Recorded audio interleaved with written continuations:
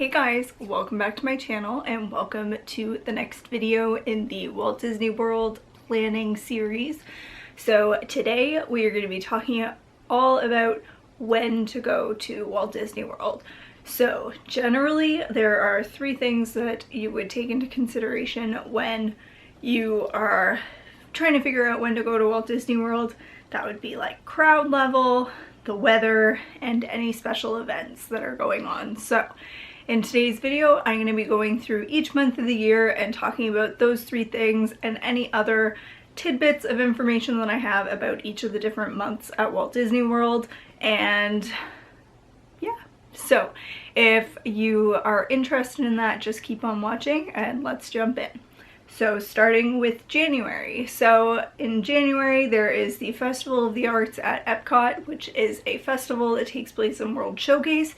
There are special like concert series, there are lots of like art displays, there's art themed food.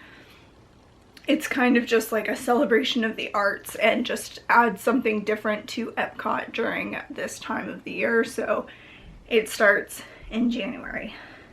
Next thing is it is going to be cooler weather. So depending on where you're from, being from Canada and having Canadian winters, like that's still warmer, but it can definitely get cold, so you would want to bring like light layers, like long pants, sweaters, stuff like that, because it can definitely get cool in the evenings, like even more so, but it is going to be a little bit cooler in the day. But because of that, there's going to be lower crowds. The one exception to that would be the marathon weekend. So Disney has races throughout the year, like running races, and January is marathon weekend.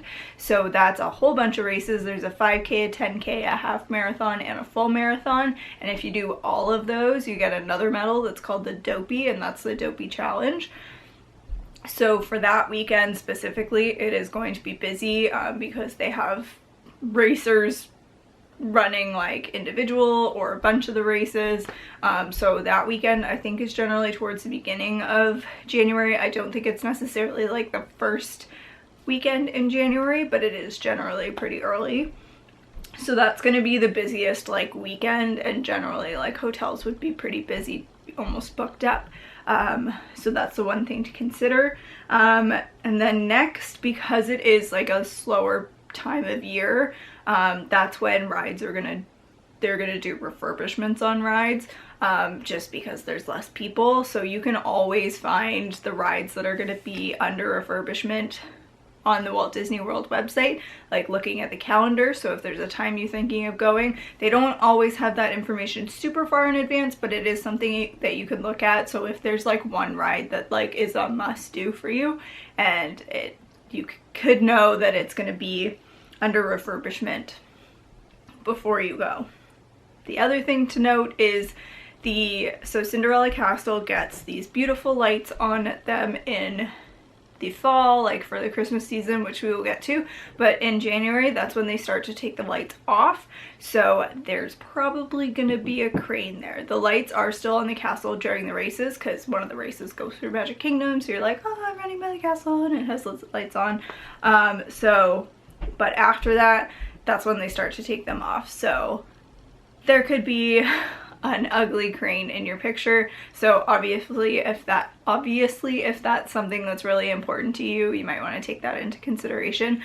I think they take it down at night, like they lower it so it's not sticking out at night, but it is during the day. So just something to note, and something that you probably like wouldn't necessarily know about. Okay, next, February. So February is when the Festival of the Arts at Epcot continues to go on and ends in February. If I'm looking down, I'm looking at my notebook. So again, cooler weather, but I have also experienced warmer weather in February, like within the same week. The beginning of the week, like coming from Canada, I was wearing shorts and it was hot, and then it got colder and colder throughout the week, and by the end of the week I was in pants, like didn't have enough warm clothes, was drinking like tea to stay warm. There were heaters at our resorts. The characters were in like winter clothing, like Tiana had a cloak on, so definitely something to consider. Bring warmer clothes. I don't think I had brought jeans. I think I had a pair of leggings and a pair of like jeggings, so jeans.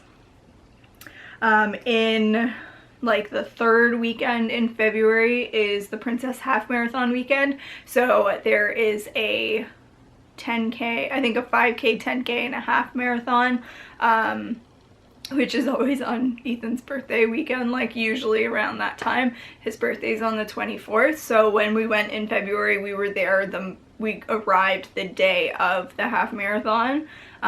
So it was still like, that weekend is going to be busier, but it's generally still lower crowds. So again, something to consider.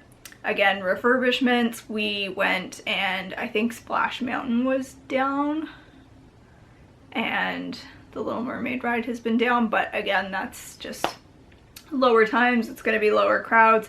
One thing that we noticed, a lot of training was going on, specifically the bus training, which sucked. Like, it was just really annoying because like you'd think a bus was coming and it's like, oh, it's just a training one, we're not going to get on that one. So that would be probably one of the biggest negatives that I could speak to, like from personal experience. That was a little annoying. And then also the crane is still going to be up. I can post some pictures from my February trip with the beautiful crane in the background. Next, we move into March. So Flower and Garden Festival starts in Epcot, where they have these beautiful flower topiaries of different characters all around World Showcase and into Future World. Special food. Violet lemonade is one of the trendiest foods that if you follow people on Instagram, you've probably seen it. And then they have the Garden Rocks concert series, I think that's what it's called, where different bands like Simple Plan and other bands play in the evening. So if you have Epcot admission, you can go see those. You can do dining packages to get better seats, things like that. The crowds are going to be higher because spring break is starting to happen. I'm in Canada, so that would be March break, so that week would definitely be busy.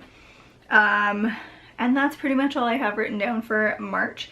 April is more of the same, so Flower and Garden is still going on, spring break.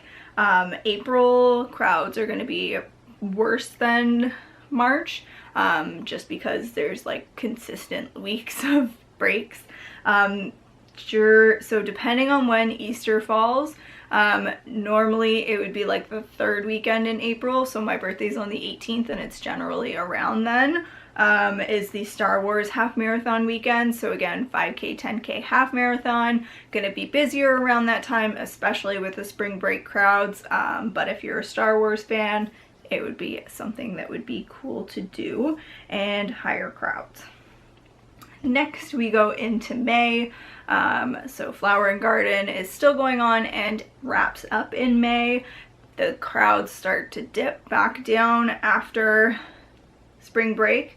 It starts to increase in temperatures and you get a lot of Florida storms where it's like 1 minute it's sunny and the next minute it is a torrential downpour. So bring your rain gear, be ready for it, but embrace it because the crowds will go away and you can get a lot done during those times. This is more of like the normal park. So you have the normal background music. Epcot is looking beautiful. May is like one of my favorite times to go. I have gone twice, 3 times, 4 times, at least 4 times during May. And so that's like almost half of the trips that I've ever been on, I've gone in May. So that's just a special time of year, and when I love to be in the parks. June, so you're gonna have your summer crowds starting to creep in and the summer temperatures. There's not really any festivals or anything like that going on.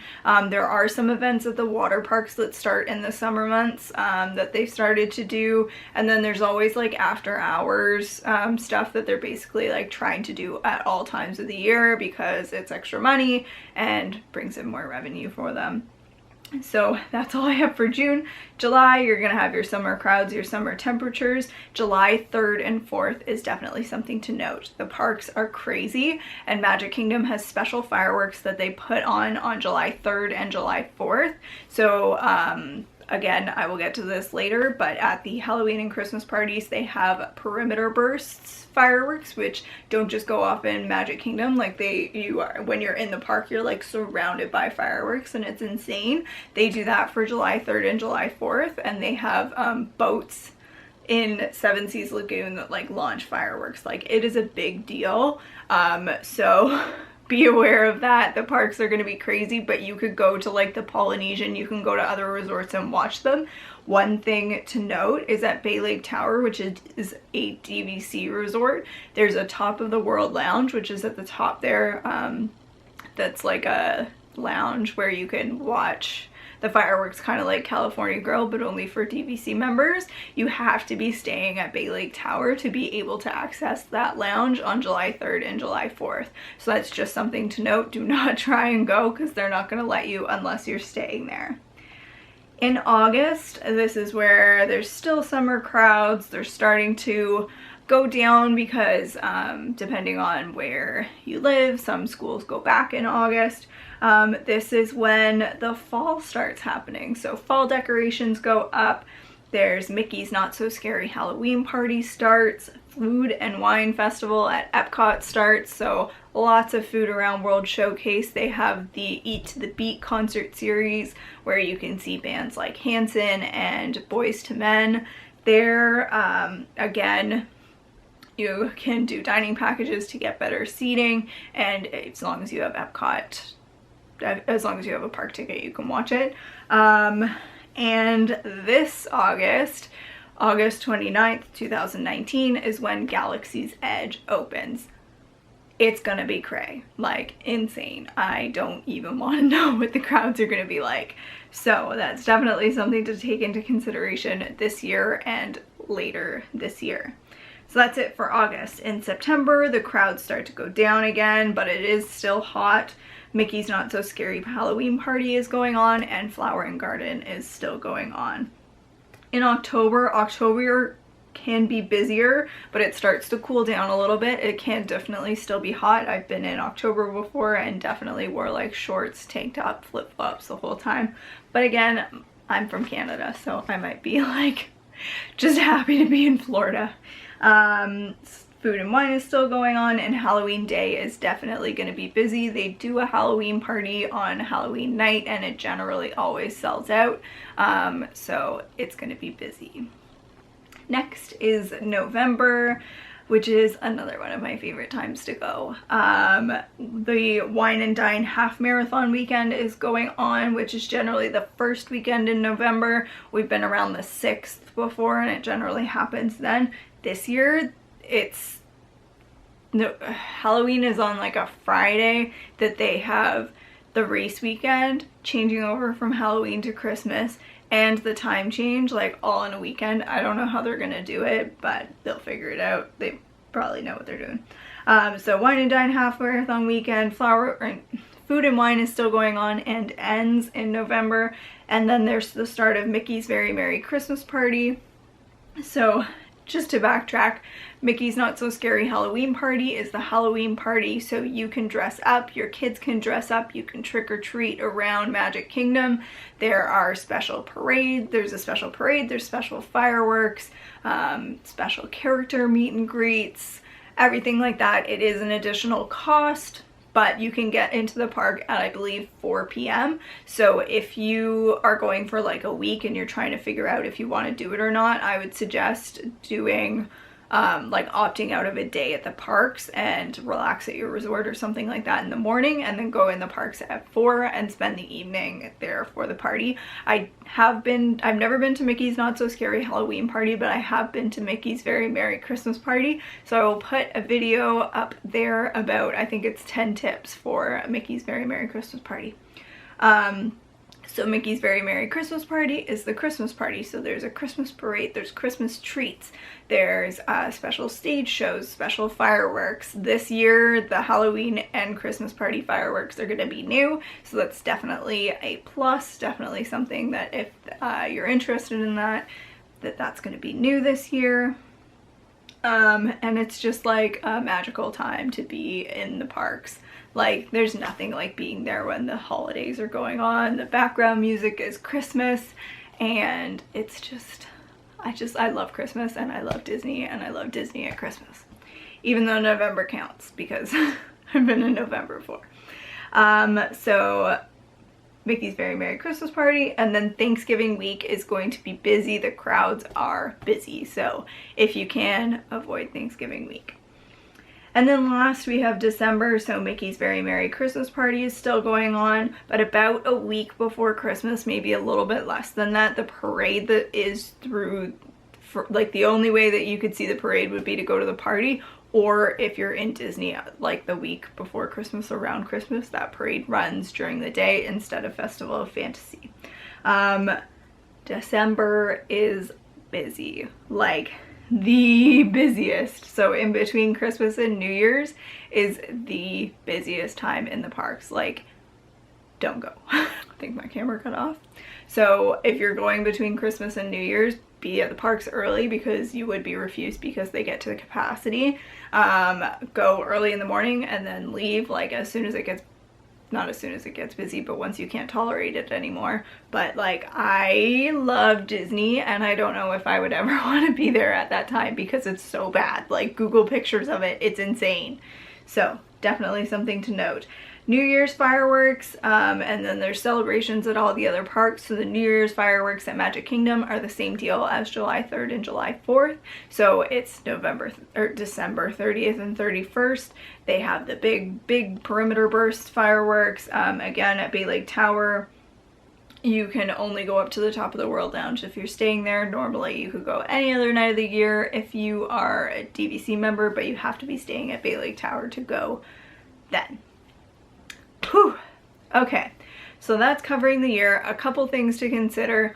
Obviously, if you are a teacher or if you have kids, like, you might only be able to go in the summer, and that's fine. Like, you will still have a good time. Just know what to prepare for. Heat, crowds, like, just know what you're gonna face, and just know that you're gonna have a good time anyways.